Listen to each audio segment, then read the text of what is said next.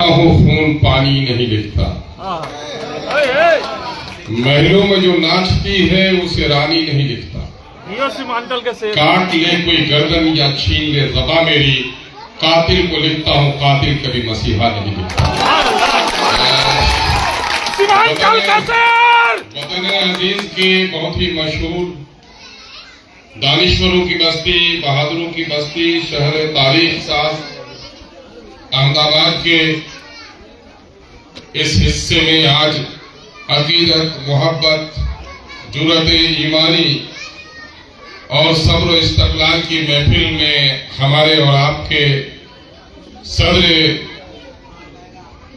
گجرات مجلس اتحاد المسلمین اور آج کے میر محفل آپ کے بہت ہی حاضر عزیز، مقبول اور محسن لیڈر جناب بھائی صابر قابلی والا صاحب، سابق رکن اسمبلی گجرات، میرے ہمجلیس اور رفیق، بہار کے نوجوانوں کے دلوں کی دھڑکن اور اس وقت قومی سطح پر پارٹی کے ترجمان اور ایم بہار کے یوتھ پریزیڈنٹ جناب ایڈوکیٹ عادل حسن صاحب، آپ کے اچھے خادم، نیک خادم اور ایم گجرات کے ترجمان بھائی جناب دانش صاحب، آج کی محفل کی نظامت کر رہے عزیزی فرید صاحب، میرے ساتھ آئے ہوئے پارٹی کے جمع سال لیڈر عزیزی حیدر علی، یہاں پر ننسار بابو، انزار بابو، شاہ عالم اور دیگر ساتھیوں، معزز علماء کرام، یہاں پر بیٹھے ہوئے بہار کے اور یو پی کے ہمارے مزدور اور تاجر بھائیوں، سیمانچل کے اور کشن گنج اسمبلی حلقے کے مختلف اسمبلی حلقہ جات، بہادر گنج، ٹھاکر گنج، دگل باغ، ٹیہا گاج، پوٹھیا، روٹا، پیسا، امور، ڈگروا اور کٹیہار کے ساتھیوں، ارڑیا کے ساتھیوں، اور یہاں پر موجود ملت کے ہونہار، نونہار، غیور نوجوانوں، اس شہر کے میرے محسنوں، اور یہاں پر بیٹھی ہوئی ملت کی غیرت مند سمیہ صفت بیٹیوں، نیک ترین ماں اور بہنوں بیٹیوں، اور میڈیا کے ساتھیوں اور میرے غیر مسلم دوستوں، میں آپ سبوں کا بڑا ممنون و مشکور ہوں کہ اس مصروف ترین شہر میں اپنی مصروفیات کو تج کر آپ نے اس جلسے کو تاریخ ساز کامیابی دی۔ میں اس وقت بہار سے چل کر یہاں، سیمانچل سے چل کر یہاں آپ کے درمیان آیا ہوں، اور میں اپنے ان مزدور اور مسافر بھائیوں سے، ان مہاجر اور تاجر بھائیوں سے ملنے آیا ہوں جن کا تعلق سیمانچل سے۔ آپ کہو گے کہ کس لیے در در پھرتے ہو؟ کوئی روزی روٹی کے لیے آیا ہے، کوئی تعلیم کے لیے آیا ہے، کوئی دین کی اصلاح کے لیے آیا ہے، لیکن یہ خادم بیرسٹر اسدالدین کو اپنا پیر سیاست سمجھ کر آج جو ملک کے مختلف حلقوں کا دورہ کرتا ہے، وہ اپنی کھوئی ہوئی قیادت اور عظیم سرمایہ کی تلاش میں آپ کے درمیان آیا۔ وہ کھوئی ہوئی سیاست کیا ہے، وہ کھوئی ہوئی قیادت کیا ہے، اس کے تعلق سے چند باتیں میں آپ کو عرض کرنا چاہتا ہوں۔ میرے بھائیوں، یہ دنیا دار الاسباب ہے، اور اللہ تبارک تعالیٰ نے قرآن مجید میں فرمایا، ان اللہ لا یغیر ما بقوم حتی یغیر ما بانفسہم، خدا اس قوم کی حالت نہیں بدلتا جب تک کوئی قوم اپنی حالت کو بدلنے کے لیے تیار نہیں۔ آج اس ملک میں مسلم ملت وہ ملت ہو گئی ہے جو چیختی ہے، پکارتی ہے، روتی ہے، گڑگڑاتی ہے، دعائیں مانگتی ہے، لیکن وقت کا کاتب ان کے تبدیل کے اوراق میں کوئی تبدیلی نہیں لاتا۔ کبھی دل پر ہاتھ رکھ کر سوچو کہ وطن عزیز ہندوستان میں جسے لوگ بھارت کہتے ہیں، کوئی اسے ماں کہتا ہے، ہم اسے مادر وطن کہتے ہیں، یہ ملک وہی ملک ہے جہاں آدم کے دلت بچوں کو سور اور کتوں سے بدتر سمجھا گیا۔ ہمارے بزرگوں نے ہی اس ملک میں وحدت الہ کی دعوت نہیں دی، بلکہ پکار پکار کر کہا کہ اے سارے انسانوں، میں تمہیں رنگ و نسل کی بنیاد پر تمہیں اونچا نیچا نہیں سمجھتا، تم کالے ہو سکتے ہو، گورے ہو سکتے ہو، دنیا کی ظالم برادریاں تم کو نیچ سمجھ سکتی ہیں، لیکن میں خدا کا بندہ ہوں، اسلام کا پرستار ہوں، محمد کا غلام ہوں، اور مجھے یہ یقین ہے، مجھے یقین دلایا گیا ہے اس سنسار کا ایشور ہی نہیں بلکہ سارے انسان ایک ماں باپ کے سنتان ہیں۔ دلت ہو آؤ گلے لگ جاؤ، تم نہیں پہچانتے ہو کہ میں کون ہوں، خدا کی قسم میں تمہیں پہچانتا ہوں کہ اسی آدم اور حوا کی اولاد ہو جس کی اولاد آج اس ملک میں ہم نے انسانیت کا وہ پیغام دیا، ہمارے لوگ بادشاہ بنے تو اس ملک کو ٹکڑے ٹکڑے کے بھارت کو اگر کسی نے مہان بھارت بنایا، افغانستان سے لے کر برما کی وادیوں تک جوڑ کر جس نے عظیم ہندوستان بنایا، مودی جی آپ پتہ کر لو، آپ کے خاندان کے لوگ نہیں تھے، وہ میرے آبا تھے، بھارت کے واسی تھے، اورنگزیب رحمت اللہ علیہ تھے۔ اور پھر دیکھو کہ جب اس ملک میں انگریزوں کے ناپاک قدم جمے، کب قدم جمے؟ جب ہندو اور مسلمانوں میں دوستی ٹوٹی، ہندو اور مسلمانوں میں دوری بڑھی تو یہ ملک غلام ہو گیا۔ اس وقت کے ہندو مسلم لیڈروں نے بیٹھ کر یہ سوچا کہ اگر ہم نے اپنے آپس میں دوری کی یہ ملک تباہ و برباد ہو جائے گا۔ ہمارے عالموں نے کہا اے گاندھی اٹھو، اے جواہر اٹھو، لال بال پال اٹھو، تم کیوں سمجھ رہے ہو کہ حکومت ہم سے چھینی ہے تو صرف ہم ہی لڑیں، ہم تو لڑیں گے ہی، آؤ میرا ساتھ دو۔ 1857 کی تاریخ یاد ہے کہ 1857 کی تاریخ تحریک آزادی میں اگر کسی نے اگوائی کی تو وہ مسلمان تھے، وہ ہمارے ہی اور آپ کے ہی اسلاف تھے۔ کیوں لڑے؟ میں کہنا چاہتا ہوں رام بھکتوں کو، رام کی عظیم شخصیت کو تم مانتے ہو، ہم تمہیں کہتے ہیں اچھا ہے رام کا کردار اپنے چرتر میں اتارو، لیکن جانتے ہو کیا ہوا؟ اس ملک کے انگریز منحوسوں نے کیا کیا؟ مسلمانوں کے ساتھ ان کا اچھا سلوک تھا، غیر مسلمانوں کے ساتھ ان کا اچھا سلوک نہیں تھا۔ ایجوکیشن کے نئے پالیسی کو لا کر اس نے اس ملک میں جہاں ماڈرن ایجوکیشن کی بات کی، وہیں کالجوں اور اپنے مشنریز کے ذریعے سے یہاں کے ہندوؤں کو عیسائی بنانے، یہاں کے مسلمانوں کو عیسائی بنانے کی کوشش کی۔ ہمارے مسلم علماء نے اس بات کو بہت ہی گمبھیرتا سے، بہت ہی سنجیدگی سے لیا اور کہا کہ دیکھو ہمیں تو تخت و تاج کی ضرورت نہیں ہے، ہم تو فقیر ہیں، درویش ہیں، خانقاہوں میں زندگیاں کاٹ دیتے ہیں، لیکن وقت کا تقاضا ہے کہ مسجد ممبر اور محراب سے نکل کر میدان جنگ میں جائیں اور ان ظالم انگریزوں کے خلاف لڑیں۔ اور جانتے ہو کیا ہوا کہ لاہور کے کالج میں ہندو بچے کو عیسائی بنایا گیا، دلی میں عیسائی بنایا گیا۔ اس وقت ہمارے علماء نے، تاریخ شاہد ہے کہ دلی سے لے کر آسام کی وادیوں تک، دلی سے لے کر پیشاور تک کوئی درخت ایسا نہیں تھا جہاں پر داڑھی ٹوپی والا عالم دین کو انگریزوں نے پھانسی کے پھندے پہ نہیں لٹکایا تھا۔ ذرا دل پر ہاتھ رکھ کر سوچو کہ علماء کو پھانسی کے پھندوں پہ کیوں لٹکایا گیا تھا؟ کیا انہیں وزارت کی تلاش تھی؟ کیا انہیں جاگیر کی تلاش تھی؟ کیا دولت کی طلب تھی؟ نہیں، ہمارے علماء نے دیکھا کہ انگریزوں کے ناپاک اور منحوس قدم تادیر اگر اس ملک میں قائم رہ گئے تو ہندو کا بچہ رام کو بھول جائے گا، اور کوئی بعید نہیں کہ مسلمان کا بچہ رحمان کو بھول جائے۔ یقین جانو تمہارے رام کے آستھا کی بھی اگر حفاظت کسی نے کی ہے تو ہمارے محبوب علماء نے کی ہے، جو تاریخ کو کبھی تم مٹا نہیں سکتے ہو۔ آج اس رام کے نام پر نفرت پھیلانے کا کام کرتے ہو، آج بھی وہ لہو ہمارے درمیان میں باقی ہے۔ ہم سب کچھ برداشت کر سکتے ہیں، اس ملک میں ذات اور مذہب کی بنیاد پر نفرت کو ہم ہوا دینے نہیں دیں گے۔ گردن کٹا کر اگر ہم اپنے مسجدوں کی بھی حفاظت کریں گے تو مندروں کو بھی، گرجاؤں کو بھی ٹوٹنے نہیں دیں گے۔ یہ ہمارا ایمان ہے، یقین ہے، یہ ہمارے مذہبی تعلیمات ہے۔ جس مسلمانوں نے اس ملک کو اتنا سنوارا ہے، آزادی کے سن 1947 کی 15 اگست سے لے کر اس وقت کی تاریخ دیکھو، کیا ہوا؟ ملک آزاد ہوا، آزادی کے تحریک میں اتنے نہیں مارے گئے جتنے ملک کے بٹوارے میں لوگ مارے گئے۔ یہ کون تھے بانٹنے والے؟ یہ پاکستان کے کچھ پاگل تھے اور بھارت کے بھی کچھ پاگل تھے۔ تاریخ نے سب کے چہرے سے نقاب ہٹا دیا ہے کہ ملک کے بٹوارے کا ذمہ دار صرف اور صرف مسلم لیگ نہیں تھی، بلکہ جتنی مسلم لیگ تھی اتنی کانگریس بھی تھی اور دوسری پارٹیاں بھی تھی۔ اور جو لوگ چلے گئے، پاکستان میں لوگ چلے گئے اور ہم رہے اس لیے کہ اس ملک میں ہمارے اسلاف کی قبریں ہی نہیں ہیں۔ اس ملک میں ہم سچائی کو، امن کو، محبت کو باقی رکھنا چاہتے ہیں، اور آج ہمارے ساتھ بدسلوکی کر رہے ہیں۔ یہ بدسلوکی کیوں ہوئی؟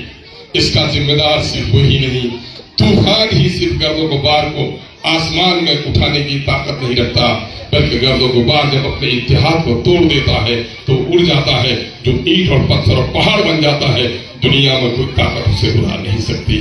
گرد و غبار ذرے کا نام ہے اور پہاڑ اجتماعیت کا نام ہے، اتحاد کا نام ہے۔ مسلمانوں، آج جو اس وقت میرا حسر ہے، وہ حسر صرف دشمنوں کی سازش کا نتیجہ نہیں ہے، بلکہ ہم نے اس عالم اسباب کے طور طریقے کو چھوڑ دیا۔ یاد کرو، ہم علماء کی پیشانیوں کو دیکھ رہے ہیں، بزرگوں کی پیشانیوں کو دیکھ رہے ہیں کہ آج سے 40 سال 50 سال پہلے ہماری مسجدیں کائی کی تھی، چھوٹی چھوٹی تھی۔ آزادی کے وقت مسجدوں کے جتنے مینارے توڑے گئے، ہمارے جتنے مدارس جلائے گئے، الحمدللہ آج ہم نے اپنے قوت ایمانی سے آج ہم نے عالیشان مسجد بنا لی ہے۔ مینارہ بہادروں سے ٹکرانے والا ہے، عالیشان ہم نے مدرسے بنا لیے ہیں، لیکن سچر کمیٹی کی رپورٹ یہ کہتی ہے کہ پورے ملک میں مسلمان آج دلتوں کے سر میں کھڑا ہو گیا۔ کبھی غور کیا آپ نے ان حالات میں ہم کیوں پہنچے؟ ان حالات میں ہم اس لیے پہنچے کہ یہی ملک، یہی احمد آباد کی بستی تاریخ شاہد ہے کہ گاندھی جی جب آئے تھے تحریک آزادی کے لیے اور جب بڑے بڑے لوگوں سے ملنے کے لیے گئے کہ چلو انگریزوں کو بھگائیں گے، تو بڑے لوگوں نے کوئی ساتھ نہیں دیا۔ گاندھی مایوس تھے، مولانا ابوالکلام آزاد علیہ الرحمہ سے ملے کہ مولانا مجھے آپ کہتے ہیں کہ آزادی کی لڑائی لڑو، کوئی تو ساتھ دینے کے تیار نہیں ہے۔ مولانا ابوالکلام آزاد نے کہا گاندھی کن کے پاس گئے؟ شہر کے بڑے بڑے لوگوں کا نام بتایا، وقت کے وکیلوں کا نام بتایا، پروفیسر کا نام بتایا، دولت مندوں کا نام بتایا، کافی تو تیار ہی نہیں ہو رہے ہیں۔ مولانا آزاد کو اللہ نے بلا کی بصیرت دی تھی، اس نے کہا گاندھی تو نے قانون کی کتاب پڑھی ہے، تو بیرسٹر ہو سکتا ہے، لیکن انسانی سماج کی تاریخ سے تو ناواقف ہے۔ کھاتے پیتے لوگ کبھی بھی سماج میں انقلاب برپا نہیں کرتے۔ دیکھو جب بھی آگ لگتی ہے کچی لکڑی میں نہیں لگتی ہے، جب بھی آگ لگتی ہے تو سوکھی لکڑی میں آگ لگتی ہے، جب آگ سلگ جاتی ہے تو پھر کچی ٹہنیاں بھی جل جاتی ہیں۔ تم جاؤ غریبوں کے ہاں، دلتوں کے ہاں جاؤ اور ان کو اٹھاؤ۔ کہا کہ وہ تو بات سنتے ہی نہیں۔ میں ان کے یہاں بھی گیا تو اس نے کہا کہ بھائی ہم تو انگریزوں کے زمانے میں بھی آج غریب ہیں، مغل کے زمانے میں غریب تھے، اس سے پہلے بھی غریب تھے، دیش آزاد ہوگا تو کیا مل جائے گا؟ کہا کہ گاندھی جا کے ان کے کان میں کہو کہ آج انگریزوں کا ظلم کا باقی ہے، کل تک بادشاہ نوابی تھی، لیکن اب نواب نہ باقی رہے گا، نہ بادشاہ باقی رہے گا، نہ راجہ باقی رہے گا۔ دیش آزاد ہوگا تو راجہ کا بیٹا ہو یا مہتر کی سنتان، سب کو ملے گا اوسر ایک سمان، تم کو آگے بڑھنے کا موقع ملے گا، آؤ لڑو۔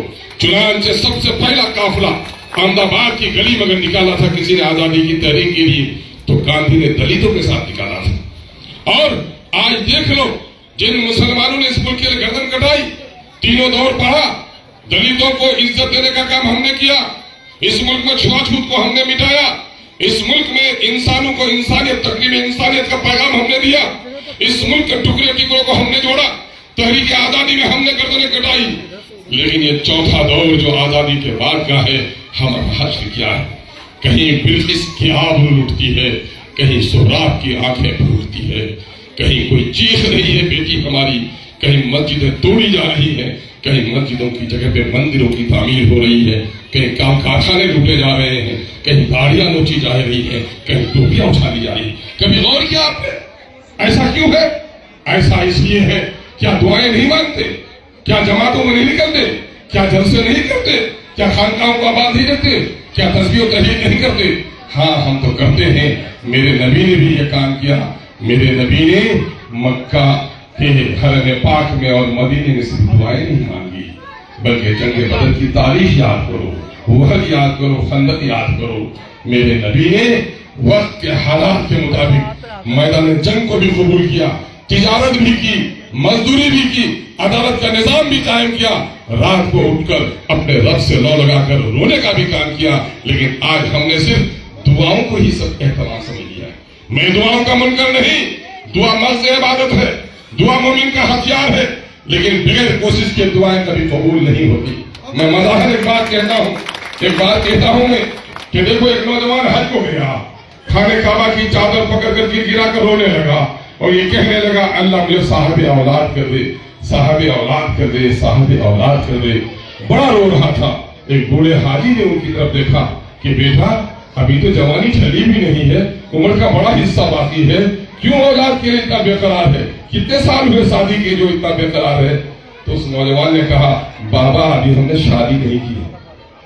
तो उस बूढ़े हाजी ने कहा अरे बेटे शादी नहीं की है और औलाद की तमन्ना, तुझे जाना था पागल खाना, तू आ गया खुदा खाना। एक कमबख्त जा पहले शादी कर ले, उसके बाद अल्लाह से औलाद की दुआ मांग। आज मुसलमानों का हाल यही हो गया है कि मुसलमान मैदान सियासत को छोड़कर सिर्फ दुआओं के जरिए से इस मुल्क में अपनी तकदीर बदलना चाहता है। ऐसा कभी नहीं होगा। अल्लामा इकबाल ने कह दिया मैं तुमको बताता हूँ तकदीर उमम क्या है, शमशीर सना अव्वल ताऊस और रबाब आखिर। पहले तुमको असबाब इख्तियार करने के लिए पड़ेंगे, तब तुमको इस मुल्क में अपनी तकदीर संभालने का मौका मिलेगा। याद है जन्नत की क्यारियां मालूम है, खानकाहों के रास्ते मालूम है, मज़ारों की तारीखें मालूम है। मुझे बताओ नौजवानों, बिहार के लोकसभा में कितनी सीट है? 543 में तुम कितने हो? 23। कितने होने चाहिए तुमको? कितने होने चाहिए है गिनती? कभी सोचा ही नहीं। देखो इस मुल्क में हम 100 में 15-16 हैं, 15 ही मान लो तो 100 में 15, तो 500 में 75, उस 43 में भी 6 का हिस्सा होता है। 80 होने चाहिए कि नहीं? लेकिन 80 की जगह पर कितने हो? 80 की जगह पर सिर्फ 23 हो।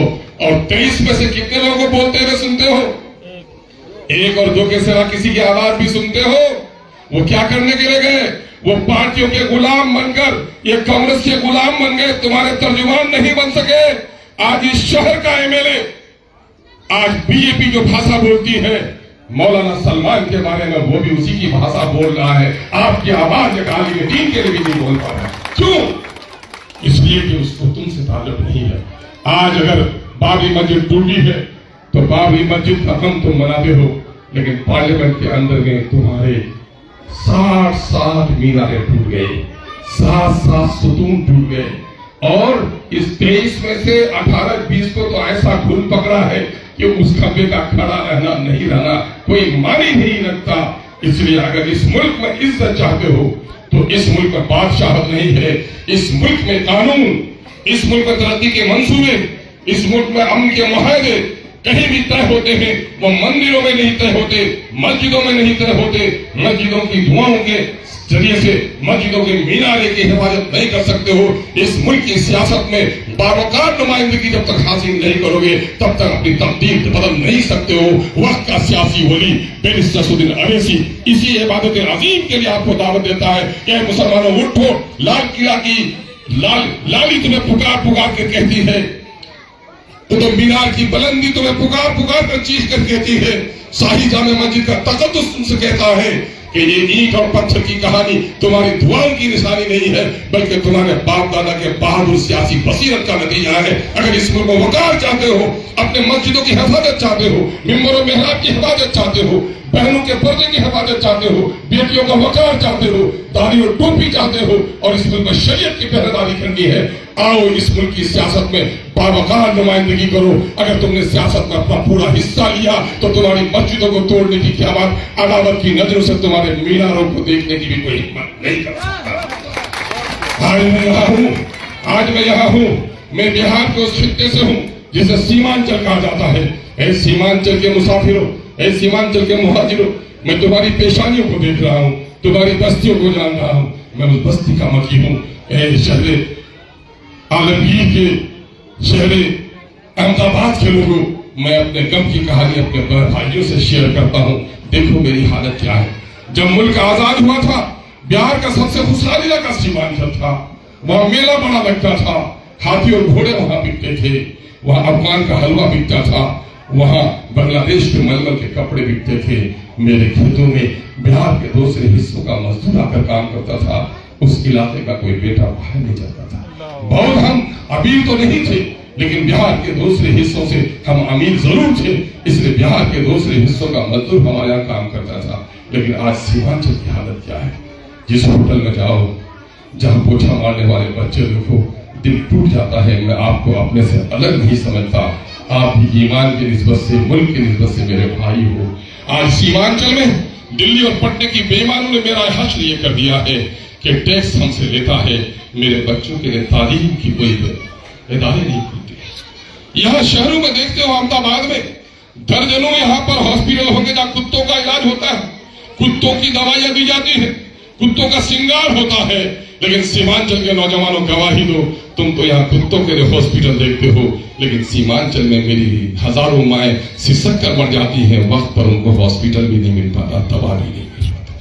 क्या तुम इस बात की गवाही नहीं दोगे कि शादी के 15 दिन अभी नहीं हुए, दुल्हन के हाथों के मेहंदी का रंग भी अभी नहीं उड़ा है, लेकिन बाप की बीमारी, बहन की शादी का कर्ज तुम पर इतना है कि उसकी लाली भी अभी नहीं मिटी, तुम प्रदेश पर आने पर मजबूर हो जाते। क्यों इन बेईमानों ने तुम्हारे यहाँ रोजगार का मौका नहीं दिया? क्या तुम ये नहीं देखते कि कोई डीएम भी बन गया, एसपी भी मिल गया, इस शहर के लोग भी अमेरिका में, अफ्रीका में है, पूरी दुनिया में फैलना इंसान का हक है, लेकिन इज्जत और वकार के साथ तो जाना चाहिए। आज हमारा क्या होता है? क्या इस सच्चाई से इनकार कर सकते हो? कोई महीना ऐसा नहीं होता जो तुम्हारी बस्तियों में मातम नहीं होता। कहीं अहमदाबाद से तुम लाशों को भेजते हो, मजदूर का बिजली का झटका लगा इंतकाल हो गया। कहीं दिल्ली से लाशें आती हैं, 50 मंजिला इमारत से गिरा और चकनाचूर हो गया। कहीं पंजाब से लाशें आती हैं, ट्रैक्टर का धक्का खाकर वहां के खेतों में मर गया। पंजाब के खेतों में चलने वाला मजदूर सीमांचल का, हरियाणा के कीचड़ में सड़ने वाला मजदूर सीमांचल का, मासूम बच्चे 10-12 साल की उम्र, जिनकी उम्र अपने माँ के गोद में सोने की है, वो बच्चा दिल्ली और पंजाब में पोछा मारता है सीमांचल का। सीमांचल में तुमने वोट दिया, तुमने सरकारें बनाई, लेकिन इन बेईमानों ने तुमको क्या दिया? और अब तक मुसलमानों ने हिंदू यही समझा कि साहब इस मुल्क में हम तो बादशाह नहीं बन सकते, लाल किला की फसील पर नहीं बैठ सकते। कांग्रेसियों ने उसको एक नशा पिला दिया, अरे आपकी तो सरकार बनती है सरकार।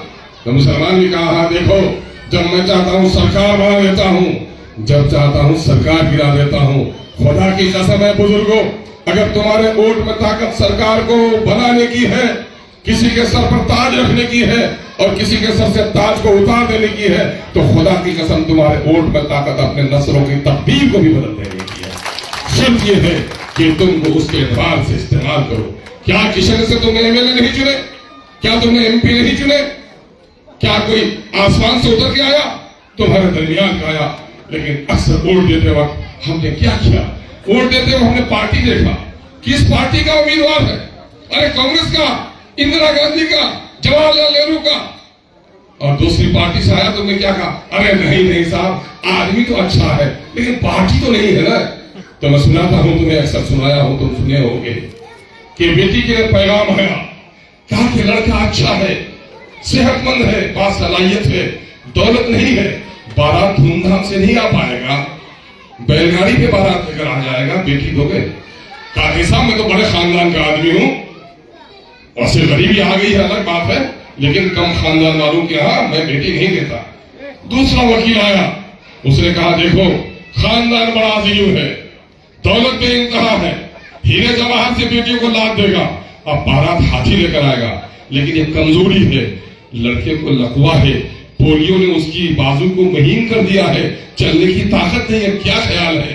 बाप ने कहा अरे कुछ भी हो जाए दरवाजे पर हाथी तो आएगा। अब बेटी को उसी के साथ बिठा दिया। बेटी उम्र भर रोती रही कि बाप ने दरवाजे पर हाथी देखा, मेरा जीवन साथी नहीं देखा। हे मुसलमानों, आज तुम्हारा यही हाल है। मुझे कह लेने दो कि तुमने लकवाजदा लोगों को वोट दिया, पार्टी के खानदान के नाम पर दिया।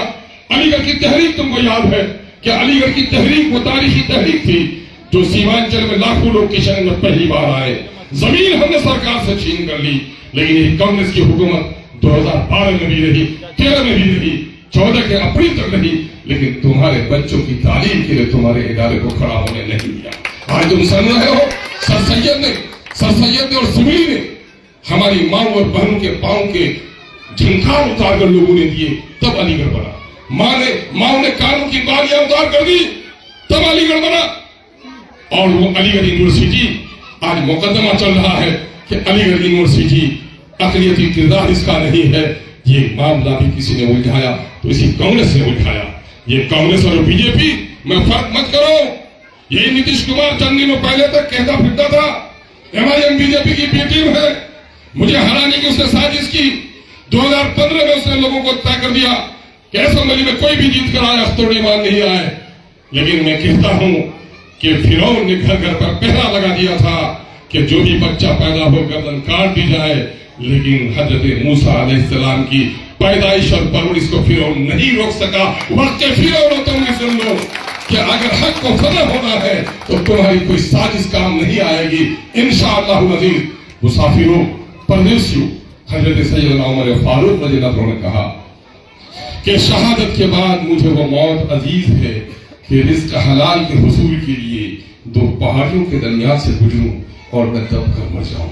रिज़्क़ हलाल की तलाश वो पाकीज़ा अमल है जो शहादत के मौत के करीब तक पहुंचाती है। यकीनन सीमांचल के मेरे परदेसी भाइयों, तुमने बड़ी कुर्बानी दी है। तुमने बूढ़ी माहों को छोड़कर परदेश की जिंदगी इख्तियार की है। तुमने फूल जैसे बच्चे घर में छोड़े हैं। तुमने बचपन की गलियां तुमने घर में छोड़ी है। और मुझे बड़ा एतमाद है कि रिज़्क़ हलाल के तुम यहाँ आए हो और आप ही की बदौलत हमने 5 सीटें जीती। हमने बिहार में आजादी के इन 75 सालों के बाद पहली मुस्लिम क़यादत को असेंबली के अंदर में किसी ने दाखिल किया, वो आपके सदक़े में हमने दाखिल किया है।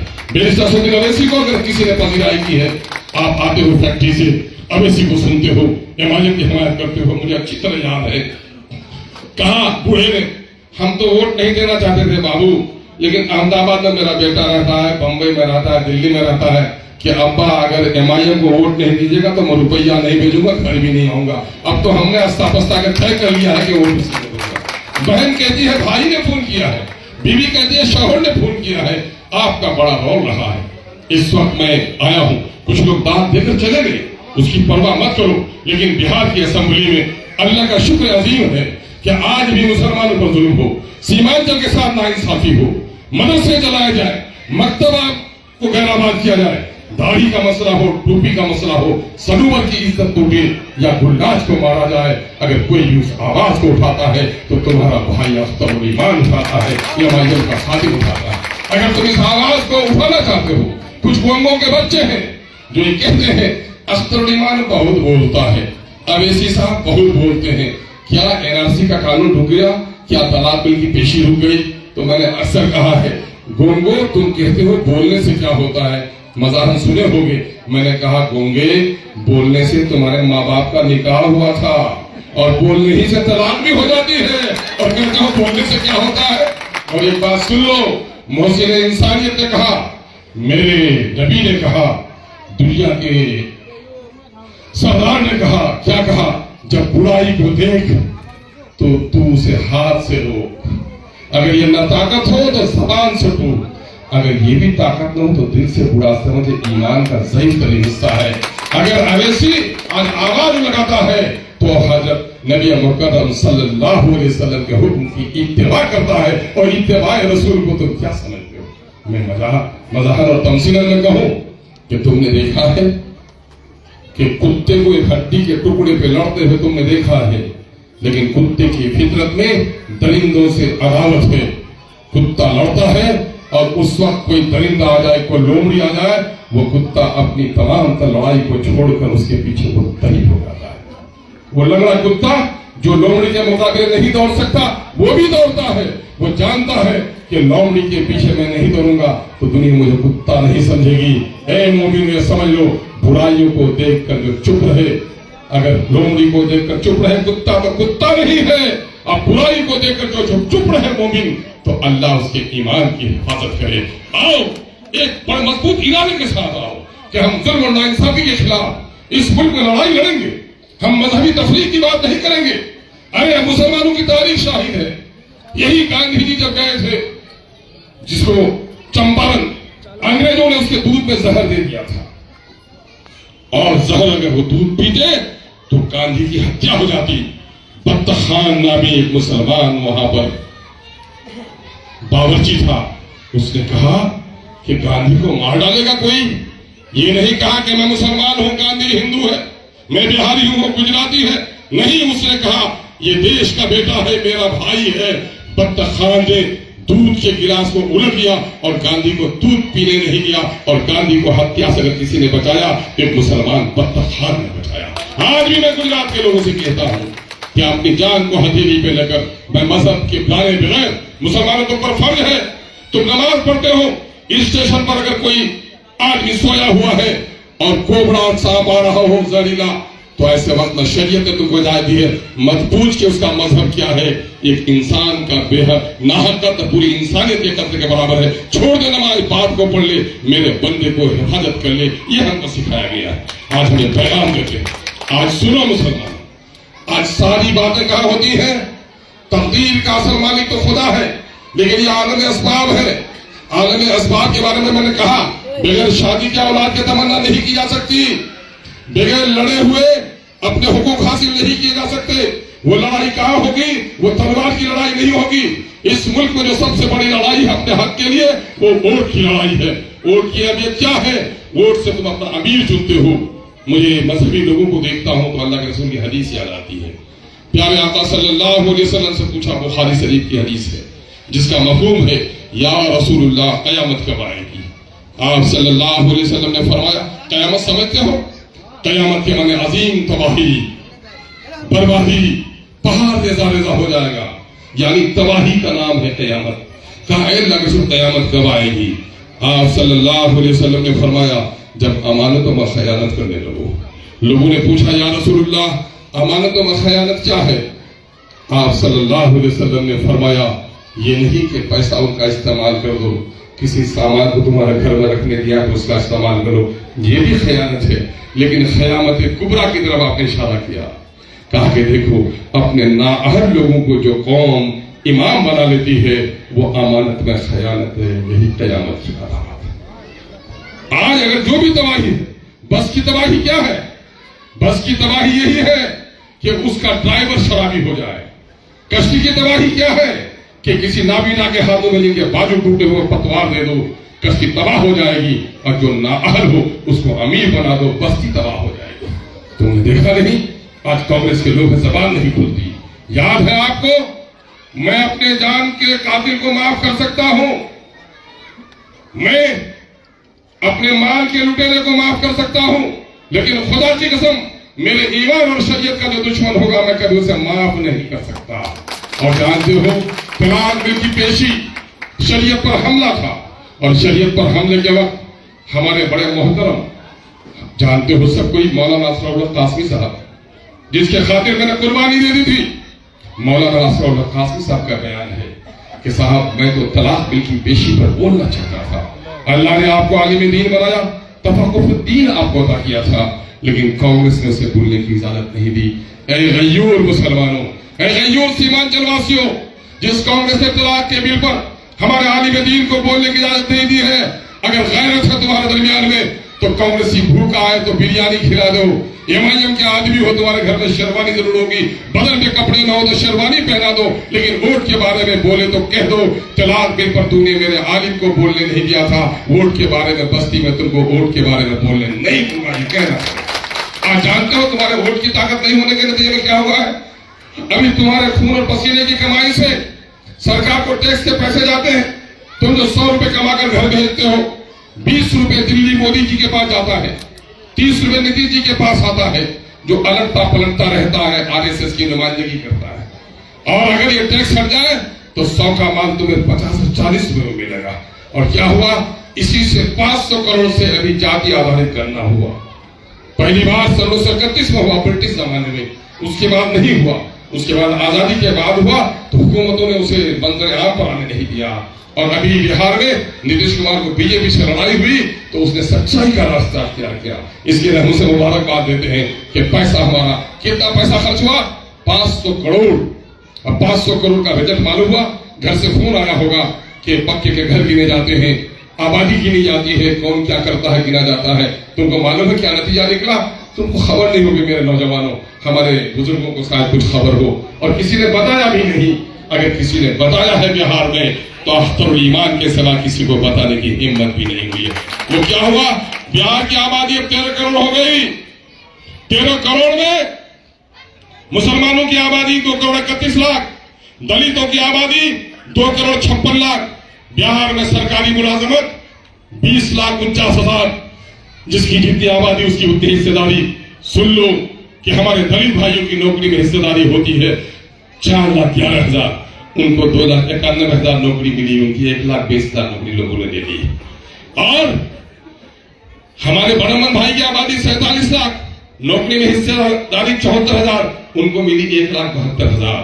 मेरे भूमिहार भाई की आबादी 37 लाख, हिस्सेदारी 58,000, मिली 1,87,000। नीतीश कुमार जी की बिरादरी की आबादी 37 लाख, नौकरी में हिस्सेदारी 58,000 और मिली उनको 1,17,000। जादव भाई की आबादी 1,86,00,000, नौकरी में हिस्सेदारी उनकी 2,92,000, उनको मिली 2,90,000। मुसलमानों, तुमने पैसे कमा कर भेजे, तुम्हारी नौकरी 3,68,000, मिली सिर्फ 1,73,000, 1,95,000 नौकरी तुम्हारी लूट ली बेईमानों ने। कितनी नौकरी की उम्र? नौकरी की उम्र 30 साल। और यही 1990 लालू जी जब बैठे हैं तो अभी तक लगभग 34 साल ये सारे काम बीजेपी भी रही सरकार में, कांग्रेस भी रही, जदयू भी रही, राजद भी रही, किसी को बोलने की हिम्मत नहीं है। अगर ये सदाकत भी तुम्हारे दरगाह में बयान करता है तो अब तो ईमान बयान करता है।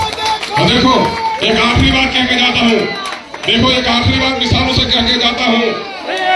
क्या होता है, इंसान 90 किलो का, 80 किलो, 70 किलो का होता है। दोनों पांव कट जाए, जानू कट जाए, 30 किलो जिंदा रहेगा कि नहीं? लिखेगा, पढ़ेगा, खाएगा, पिएगा। बाजू कट जाए, पैर की उंगली से अच्छी तहरीर लिख लेगा, लेकिन गर्दन कट जाए तो फिर लाश है।